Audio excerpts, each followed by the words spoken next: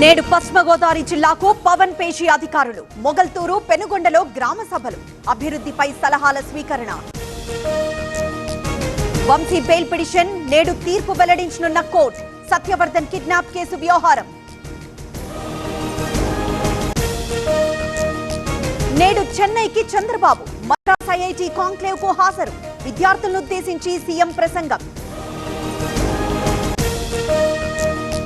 ఎస్ఎల్బీసీలో rescue operation. మిగతా 6గురి ఆచూకీ కోసం గాలింపు.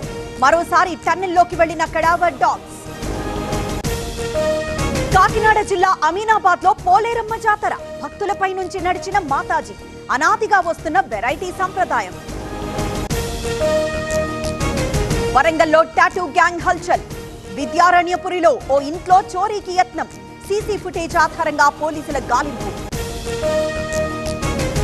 పేలిన గ్యాస్ సిలిండర్. 2 తాటాకుల ఇళ్లు దగ్ధం. సార్, ఇదిగోండి నా రెసిగ్నేషన్. రెసిగ్నేషన్ ఎందుకు? నేనే జాబ్స్ ని క్రియేట్ చేసి బాస్ అవ్వాలనుకుంటున్నాను. ఎలా? బాస్ వాలా.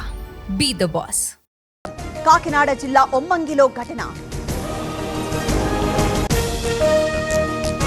ఆకతాయిల ఆట కట్టించిన పోలీసులు. రాజేంద్రనగర్ లో అర్ధరాత్రి తనిఖీలు. బైక్ పై స్టంట్స్ చేస్తున్న యువకుల అరెస్ట్. నల్ల బాజీలు ధరించి నమాజ్ కు వెళ్లాలి. ముస్లిం పర్సనల్ లా బోర్డు సూచన. పాత బస్తీ నైట్ బజార్ ను సందర్శించిన సిపి. నిప్పులు కురిపిస్తున్న భానుడు. తెలంగాణలో పెరిగిన వడగాల్పుల తీవ్రత. పలు జిల్లాలకు ఆరెంజ్ అలర్ట్ జారీ. ఢిల్లీలో ఇవాళ రేపు TV9 summit. What India things today పేరుతో నిర్వహణ. 21 ప్రాంతాల నుంచి పార్టిసిపెంట్స్. సాయంత్రం టీవీ9 సమ్మిట్ కి ప్రధాని మోదీ. అభివృద్ధి సహా కీలక అంశాలు వివరించే ఛాన్స్. ప్రసంగంపై ప్రపంచ వ్యాప్తంగా ఆసక్తి. నేడు జస్టిస్ వర్మ అంశంపై సుప్రీంలో విచారణ. ఎఫ్ఐఆర్ నమోదు చేయాలని ఇప్పటికే పిటిషన్. ఇవాళ ఎంక్వైరీ కమిటీ ముందుకు జస్టిస్ వర్మ. బెంగుళూరులో దారుణం.